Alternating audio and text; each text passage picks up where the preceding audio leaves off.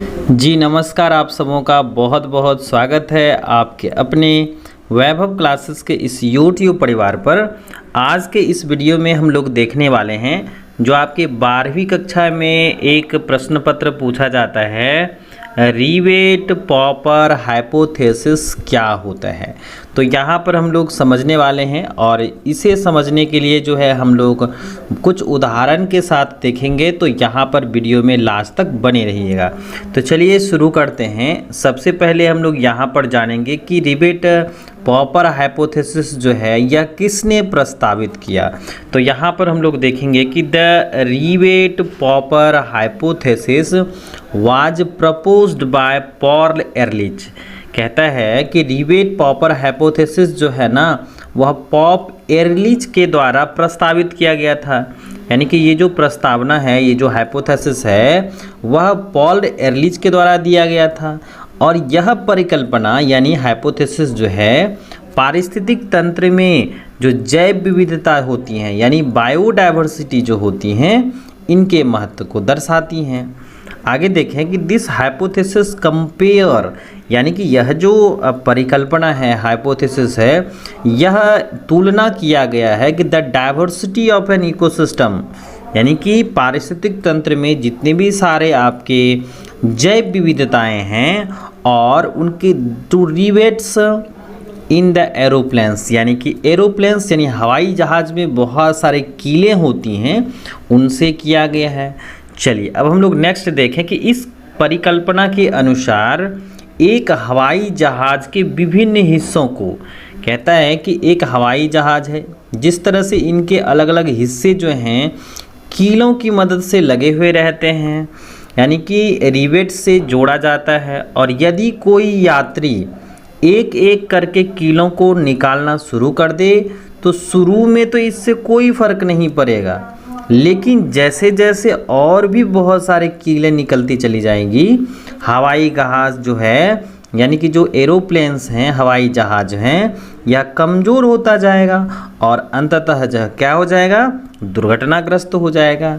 तो कहता है यहाँ पर जो पारिस्थितिक तंत्र से जो तुलना की गई है एरोप्लेन से, तो कह रहा है कि यदि कोई एक यात्री जो है ना क्या करे, इन सभी कीलों को हटाना शुरू कर दें एक एक करके, तो शुरू में तो हवाई जहाज़ पर इसका कोई प्रभाव नहीं पड़ेगा, लेकिन जैसे बहुत सारी कीलें निकल जाएगी तो हवाई जहाज़ क्या हो जाएगा, अलग अलग पार्ट्स में बढ़ जाएंगे यानी इनके हिस्से क्या हो जाएंगे, कमज़ोर हो जाएंगे और फिर यह दुर्घटनाग्रस्त हो जाएगा। उसी तरह से जो हमारे इकोसिस्टम होते हैं प्रत्येक प्रजाति एक कील के समान होता है।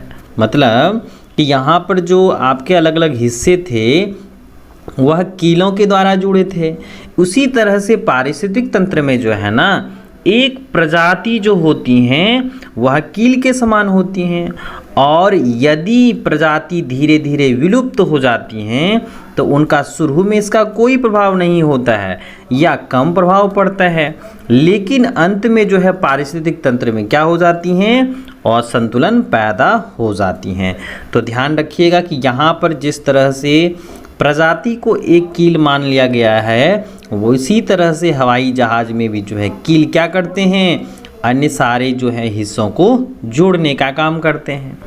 जैसे यहाँ पर हम लोग फिर से देखें कि हवाई जहाज़ का जो उदाहरण लिया गया है इसमें कहता है एरलिच ने एक हवाई जहाज़ के उदाहरण का उपयोग करके हम लोगों को बताया कि इस हाइपोथेसिस को अनुसार जो है ना हवाई जहाज़ के विभिन्न हिस्से अलग अलग भाग जो होते हैं वह जोड़ने के लिए हज़ारों कील का उपयोग किया जाता है कि नहीं।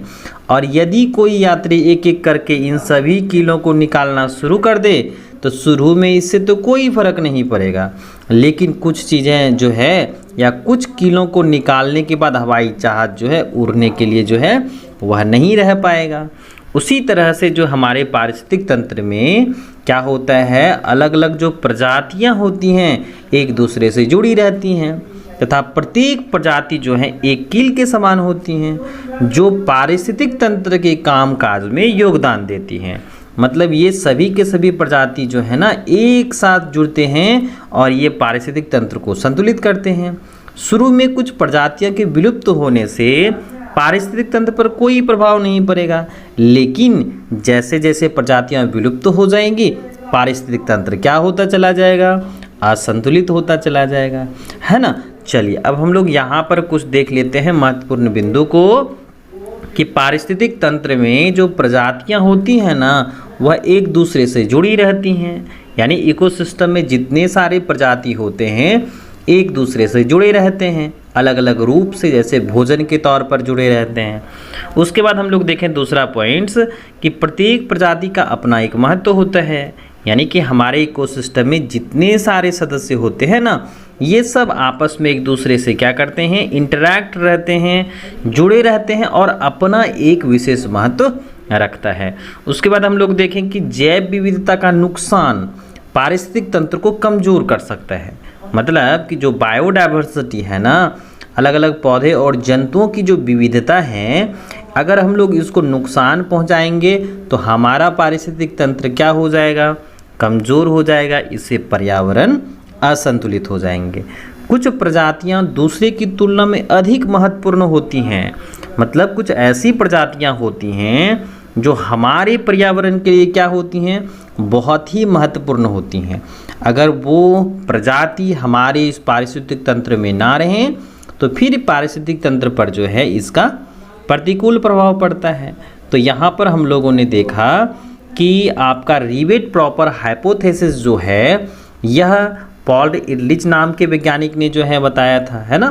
पॉल एरलिच नाम के वैज्ञानिक ने दिया था, और इसकी तुलना जो है ना हमारे पारिस्थितिक तंत्र से जो आपके हवाई जहाज़ से की है ना। तो जिस तरह से कीलों को जोड़ा रखता है, यानी कील जो होते हैं या हवाई जहाज़ के हिस्सों को जोड़े रखते हैं, उसी तरह से प्रजातियां जो होती हैं ना, वह आपके इकोसिस्टम को संतुलित रखती हैं। अगर कोई भी प्रजाति जो हैं, बहुत सारी प्रजातियां हमारे पारिस्थितिक तंत्र से नष्ट हो जाएं, तो उसी तरह से जिस तरह से जहाज बिना कीलों के नहीं रह सकती हैं या कमज़ोर हो जाएगी, उसी तरह से हमारे पारिस्थितिक तंत्र भी क्या हो जाएंगे, कमज़ोर हो जाएंगे, आपके असंतुलित हो जाएंगे। तो ये हम लोगों ने देखा यहाँ पर रिवेट प्रॉपर हाइपोथेसिस। और जो बच्चे इस चैनल पर नए हैं, चैनल को सब्सक्राइब कर लीजिएगा, अपने साथी के साथ ज़रूर शेयर कीजिएगा, ताकि आने वाले वीडियो की नोटिफिकेशन सबसे पहले आपको मिल सके। और इसी तरह से आप 12th क्लास के जीव विज्ञान के अलग अलग टॉपिक्स के बारे में आप देखना चाहते हैं, तो आप हमारे चैनल के प्लेलिस्ट में जाइए, वहाँ पर आप जा कर के देख सकते हैं, सीख सकते हैं और नोट्स भी कर सकते हैं। तो चलिए आज के लिए बस इतना ही, मिलते हैं हम लोग नेक्स्ट वीडियो में एक नए टॉपिक के साथ। और कमेंट सेक्शन के माध्यम से ज़रूर बताइएगा कि आपको इस तरह की जानकारी कैसी लगी। तो चलिए दोस्तों आज के लिए बस इतना ही, हम लोग मिलते हैं नेक्स्ट वीडियो में एक नए टॉपिक के साथ।